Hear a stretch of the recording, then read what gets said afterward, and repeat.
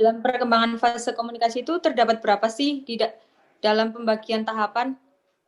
Jadi dalam fase perkembangan kelompok itu, yang pertama itu ada fase forming, yaitu fase pembentukan, di mana di sini anggota kelompok itu mulai mengerjakan tugas yang diberikan dan melakukan pendekatan antar individu anggota kelompoknya. Dan yang kedua itu ada fase storming, yaitu fase timbulnya konflik, di mana di sini anggota kelompok itu cenderung mempertahankan pendapatnya dan menolak adanya batasan-batasan yang berlaku. Nah, salah satu contoh sebuah kelompok berada di fase storming ini, yang pertama itu adanya rasa kemarahan, yang kedua adanya rasa ketidaknyamanan dan lain-lain. Oh, seperti itu ya. Masih ada tahapan selanjutnya kah, Rik? Atau cuma 2 itu aja? Masih ada, Mbak. Mungkin tahapan selanjutnya akan dijelaskan oleh Mas Sidik.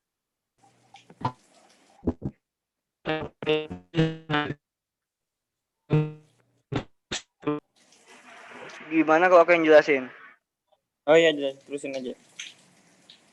Jadi yang selanjutnya itu ada fase yang namanya norming, Mbak. Jadi yaitu tahap terbentuknya hubungan yang dekat antara anggota kelompok dan menetapkan aturan-aturan serta menemukan cara komunikasi yang tepat supaya dapat membantu mereka mencapai tujuan yang diinginkan.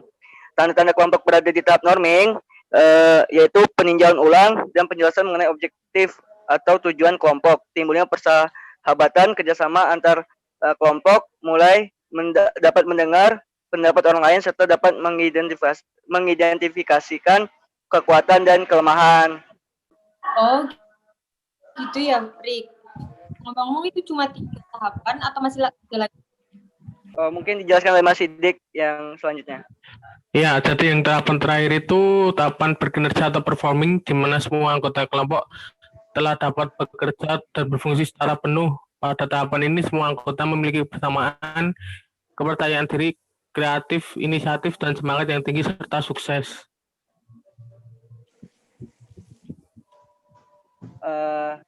Nah, itulah kira-kira beberapa penjelasan mengenai fase perkembangan kelompok yang udah dijelaskan sama saya dan Mas Sidik tadi. Oh ya, aku jadi paham mengenai fase-fase itu. Iya, hebat kalian dalam menjelaskannya. Iya, kalian hebat. Bagus. Baiklah, Rik.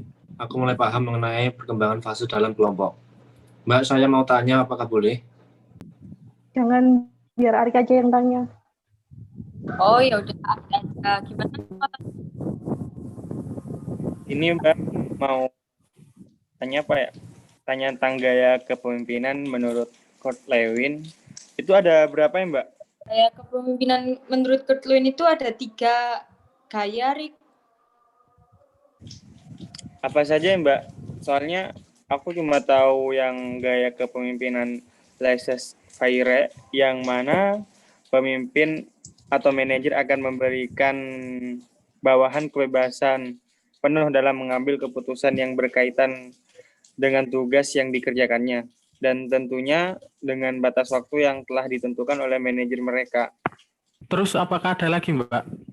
Oh ya, itu benar sekali. Masih ada lagi. Yang pertama, gaya kepemimpinan autokrasi. Para pemimpin atau manajer tidak memberikan wewenang kepada bawahannya dalam pengambilan keputusan. Oh alah, gitu ya Mbak. Bagus untuk penjelasannya Mbak. Terus untuk contoh tokoh dari gaya kepemimpinan autokratis itu siapa ya, Mbak? Oh, itu loh Dek, Bapak Donald Trump. Oh ya, aku mau menjelaskan lagi gaya kepemimpinan demokrasi. Oh iya Mbak, gimana ya Mbak? Soalnya aku kurang paham gitu. Saya juga kurang paham, Mbak.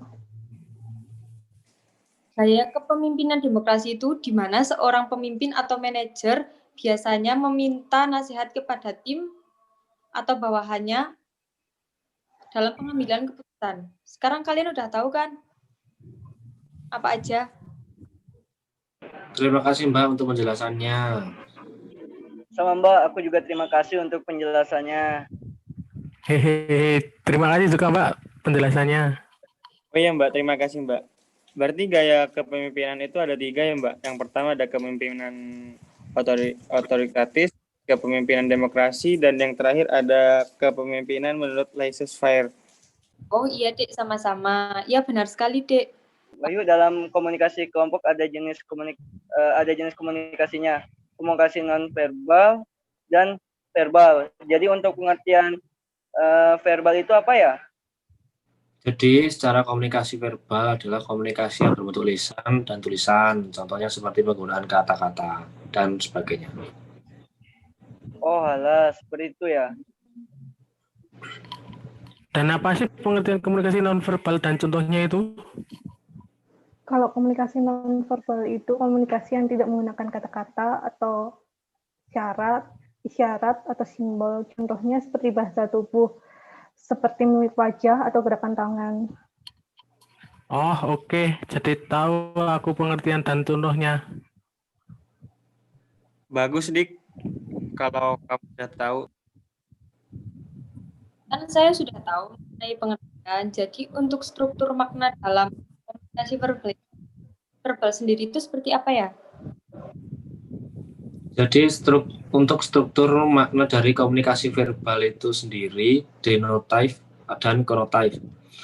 Yang berarti konotatif pikiran dan denotatif pengertian yang sama dari kata yang digunakan. Sebenarnya masih ada semantik, grup dan humor. Oh, seperti itu ya. Bagus-bagus. Emi, maaf Emi, close cam. Untuk prinsip komunikasi nonverbal itu sendiri seperti apa ya? Dan untuk prinsip komunikasi nonverbal itu sendiri yaitu hubungan antar anggota kelompok dibentuk dengan komunikasi nonverbal. Jadi tidak hanya verbal saja, tetapi komunikasi nonverbal juga digunakan.